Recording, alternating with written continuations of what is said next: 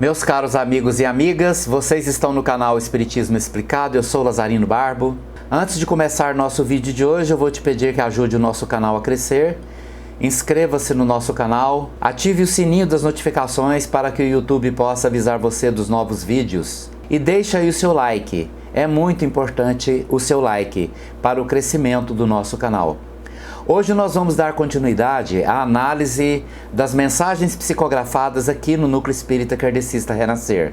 Esta mensagem foi psicografada no dia 6 de agosto de 2020 e ela começa assim: justamente quando eu pensava em aceitar minha solidão como o fim, ela apareceu. Ouvi uma movimentação na rua, algumas carroças com a mudança se ajuntando na Casa Verde Esmeralda, já um tanto descolorida, em frente à minha. Pus-me a observar atrás da cortina. Então eu a vi sorrindo, brincando jovialmente com as crianças. Eu não era mais um homem jovem. Ficara viúvo há alguns anos, desde que Margarida se fora, deixando grande vazio em minha vida. Embora fosse bem mais nova que eu, ela também não era mais nenhuma mocinha. Com algumas linhas ao redor dos olhos, de certo marcados não somente pelo tempo, como também pelas provas difíceis da vida, ainda assim era muito bonita. Havia uma luz em torno dela que a tornava iluminada, como a lua e as estrelas. A princípio fiquei desconfiado. Tantos anos vivendo com a ausência, não reconheci de pronto o que acontecia em meu coração e que acelerava cada vez que pensava nela. Certa manhã me assustei com minha própria voz cantarolando ao despertar. Levantei sentindo-me subitamente rejuvenescido e sem as dores de sempre. Barbeei-me, tomei meu café matinal e fui para a varanda na frente da casa ler o jornal. A empregada não disse nada, mas certamente estranhou meu repentino bom humor. Não me importei com o que ela pudesse pensar ou fazer.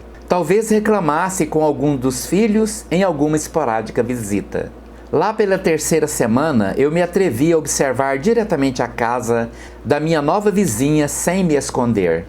Instalei-me na cadeira da varanda, onde há anos eu não me sentava. Pude ver o jardim, quase me esquecera dele, mas ainda resistia em meio ao mato crescido e estava repleto de flores coloridas e perfumadas. De longe, a vizinha me sorriu acenando, e naturalmente eu segui o impulso como quem recebe um comando, e aceitei o convite daquele cumprimento, retribuindo com o sorriso mais sincero e amigável que era capaz. Mais tarde, depois de passar o dia observando os movimentos da casa, resolvi cuidar um pouco do meu jardim, como fazíamos Margarida e eu, quando os filhos se foram e ela ainda estava viva naquela casa. E lá estava minha bela vizinha, em pé na porta da frente, observando as crianças brincarem na rua. Em mais um impulso, eu que nunca fora impulsivo, colhi um punhado de flores e atravessei a rua, oferecendo o buquê improvisado à mulher, sem pensar em mais nada, além do gesto de lhe oferecer flores. Seu nome era Aurora. Enviuvara há poucos meses. O marido morto, pai das crianças, não fora verdadeiramente uma perda de todo ruim. Quando vivo, muito mal fizera a esposa e as crianças. E depois da rua atravessada, a conversa fluiu. Os meses se passaram e Aurora e suas crianças, cheias de vida, se mudaram para minha casa. Meus filhos foram contra e se ausentaram ainda mais. E assim eu envelheci numa casa cheia de alegria e amor. Quando senti que se aproximava a minha hora, tive medo. Partia-me o coração deixar a Aurora. Eu sabia que iria ao encontro de Margarida, mas sentia muita pena por deixar aquela segunda companheira. Suas crianças já estavam crescidas e logo iriam embora viver suas próprias vidas. A Aurora ficou mais bela com a sabedoria que os anos lhe acrescentavam. O passar do tempo acentuava sua luz e naqueles meus últimos dias ela estava radiante. Conversamos em um dia frio, sentados lado a lado no jardim, já tarde da noite. Falei a ela de toda a minha gratidão e do meu imenso apreço por ela e pelos filhos, que foram um pouco meus filhos também. A Aurora chorou com a cabeça em meu colo. Disse que sentiria minha falta, que não queria ficar sozinha naquela casa que era nosso lar. E eu me encantei ainda um pouco mais por ela. Uma semana depois eu deixava meu corpo físico, sem sofrimentos maiores. Apenas um último olhar embaçado para minha companheira e nossos filhos. Então parti, e logo fiquei animado para o recomeço que a morte oferece. Alguns dias se passaram antes que eu me encontrasse com Margarida. Muitos anos depois, Aurora, já envelhecida, adoeceu. Então, eu e Margarida ficamos ao lado dela, naquela que fora nossa casa, cuidando de suas dores e acalmando seus temores, buscando amparar os filhos que se precipitavam em desespero, fazendo o que estava ao nosso alcance por aquela família que me era tão querida. E Aurora veio e ficou conosco até se restabelecer, e depois partiu. Foi em busca de sua história antes da nossa, de seus entes queridos e, como não poderia deixar de ser, de suas desavenças. Agora nos preparamos para voltar ao plano terreno. Eu e Margarida acolheremos novamente aqueles que já tivemos como nossos filhos, para mais uma vez estarmos juntos como família. Aurora e seu primeiro marido, o pai das crianças, irão posteriormente como irmãos e nossos netos. E assim, são vidas que seguem, se reencontrando pela eternidade afora, gerando oportunidades de aprendizado e reparo para resgatar em cada ser existente a centelha de amor e luz que todos somos potencialmente. Graças à bondade divina, e que assim seja. Assinado Carlos Heitor, pela médium Eliane. Meus caros amigos e amigas, eis aqui uma linda história de amor.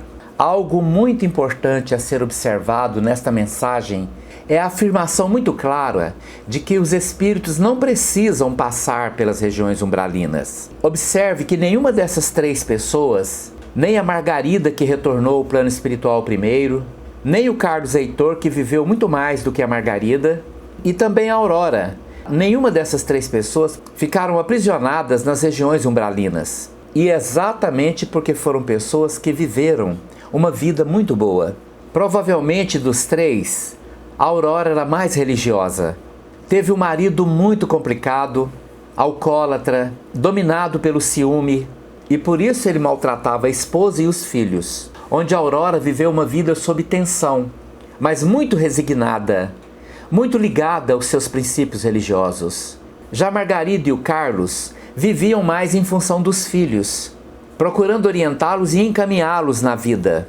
Mas enquanto Margarida era viva, ela conseguia juntar mais os filhos em torno dela, porque avaliando essas três pessoas, a Margarida de todos era um espírito mais liberto, mais evoluído, mais iluminado. E quando ela desencarnou, os filhos foram se afastando da casa. Cada um seguindo o seu rumo, se tornaram mais mesquinhos, materialistas. Mas neste momento, lá do plano espiritual, a Margarida continuava velando pela sua família, porque ela tinha condições para isso. A Aurora, por sua vez, não era um espírito desconhecido, alguém que não tinha uma relação espiritual com esta família. Já eram conhecidos de outras vidas. E percebendo o envelhecimento que se aproximava rapidamente do seu amado Carlos Heitor, e acompanhando a situação de Aurora, e como Margarida não abrigava em seu coração o fantasma do ciúme, ela fez com que Aurora se aproximasse do seu marido, porque sabia que os seus filhos não seriam uma companhia para o seu amado Carlos Heitor. E também sabia que para Aurora seria impossível aceitar uma companhia que não aceitasse igualmente os seus filhos. E por uma ação coordenada pelo plano espiritual, a Aurora se muda para uma casa exatamente em frente, onde Carlos Heitor morava. E sob a influência de Margarida, os dois rapidamente se aproximaram. Observa a qualidade desta espécie de amor. Alguém que ama, mas não prende. Alguém que ama, mas quer ver o bem da outra pessoa. E neste momento me vem à mente uma história que eu tive a oportunidade de conviver, onde a nossa amiga Verônica, na iminência de desencarnar, chamou seu marido e pediu para ele que se aproximasse de uma pessoa, que por sinal era conhecido deles, porque ela também necessitava de uma companhia. E mesmo encarnada, amando seu marido, ela conduziu a vida dele, para que ele não passasse o resto de sua vida na solidão, porque sabia que as suas filhas iriam aos poucos seguir o seu próprio caminho. E então, sob a orientação da própria Margarida, o encontro entre Carlos Heitor e Aurora aconteceu naturalmente, porque se existe algo que liberta o ser humano é livrar-se do apego, livrar-se do ciúme, porque o amor só pode ser vivenciado na sua verdadeira concepção quando não há o aprisionamento, quando se agradece pelo tempo que se conviveu, pela qualidade do amor que permanece depois dessa vida. E ao mesmo tempo que o Carlos Heitor se encantava pela beleza da jovem mulher, o que mais aproximou Aurora de Carlos Heitor foi exatamente o encantamento que ela via como verdadeiro entre o já quase idoso Carlos e os seus filhos. A empatia, a amizade, a aproximação entre eles foi natural, verdadeira, e isto encantou a Aurora. Ao mesmo tempo em que ele buscava uma companhia que afastasse a sua solidão, ela procurava segurança, afeto, amor e proteção para ela e seus filhos, coisas que ela ainda não conhecia, dado o seu conturbado e sofrido relacionamento anterior. Mas quando Carlos toma a decisão de levar a Aurora e seus filhos para morar com ele em sua casa, isso desagradou demais os seus filhos, porque eles se viram ameaçados pela herança. E como já eram mesmo afastados do seu pai, eles simplesmente afastaram-se mais. Haviam então encontrado um motivo para poder enfraquecer ainda mais os laços, já muito frágeis, que os prendiam ao seu pai. Mas a vida passou e proporcionou ao Carlos, mais uma vez, encontrar harmonia e felicidade numa segunda relação amorosa. E proporcionou também a Aurora, pela primeira vez, encontrar segurança, harmonia, amor, naquele homem que se tornara uma mistura de um companheiro, marido, namorado e ao mesmo tempo um pai, que cuidava dela, dando aconchego e segurança. E o tempo passou, Carlos aprendeu cada vez mais a amar Aurora e seus filhos, com uma profunda preocupação com o que aconteceria com ela quando ele não mais estivesse presente em sua vida. Passou a amar cada vez mais os filhos dela, ajudando-a a conduzi-los na vida. Eles foram crescendo e chegou a hora de Carlos retornar ao plano espiritual. Uma semana antes de desencarnar, sentaram-se ali naquele mesmo jardim que ele aprendeu a cuidar quando vivia com Margarida e continuou cuidando quando a Aurora devolveu a ele o encanto da vida. E calma e tranquilamente volta ao plano espiritual. E abrigado imediatamente em local específico de auxílio aos recém-desencarnados, logo se encontra com Margarida. E novamente ela o envolve com todo o amor, que nunca se afastou deles. Apesar de terem se afastado pela imposição da morte do corpo físico, suas mentes estiveram sempre amorosamente ligadas. São espíritos amadurecidos no amor, provados no amor. Tornaram-se almas gêmeas, compartilhando a imensa felicidade de estarem juntos, sob quaisquer circunstâncias. Por Margarida não ser nunca contaminada pelos pavores dos ciúmes, ela imediatamente conduziu Carlos Heitor para continuar cuidando de Aurora. E ao mesmo tempo, ela já cuidava, no plano espiritual, do primeiro marido de Aurora, que se encontrava em regiões umbralinas, vivenciando as consequências de seus próprios desequilíbrios. E o seu esforço somado, agora à presença de Carlos Heitor, eles puderam desenvolver uma ação de auxílio ainda maior nessas duas famílias que reencarnaram separadas, mas puderam se reencontrar unidas pelos laços do amor. Ao mesmo tempo que cuidavam de seus filhos biológicos encarnados, cuidavam também de Aurora e seus filhos, estreitando ainda mais os laços de amor. E com o passar do tempo, tudo que Carlos sentia por Margarida se fortaleceu ainda mais em um sentimento de amor paternal, trazendo-a gradativamente para o rol de seus filhos espirituais. E chegou o momento de Aurora deixar o corpo físico, e o casal espiritual se viu no esforço de acalentar os filhos de Aurora, que só tinham a mãe e agora iam ficar sem ela. procurando acalmá-los, protegê-los, ampará-los diante da necessidade de seus próprios desafios. E a Aurora desencarna e encontra logo o rosto amigo do Carlos Heitor, que estava exatamente ali procurando protegê-la. Também não precisou passar pelas regiões umbralinas. Imediatamente acolhida no lar de Carlos Heitor e Margarida, no plano espiritual. Cuidaram dela, esclareceram ela sobre as oportunidades da vida, fizeram com que ela se lembrasse de seus antigos antepassados que já viviam no plano espiritual, das suas ligações e de suas necessidades, de voltar a conviver com as suas necessidades, de reencaminhar-se na própria existência. Mas existe um fato determinante nas leis divinas. É que todo amor se torna ainda mais ampliado nas forças construtivas do amor. E que todo desamor seja um dia transformado em amor, não havendo lugar no universo para a permanência indefinida de qualquer forma de desequilíbrio.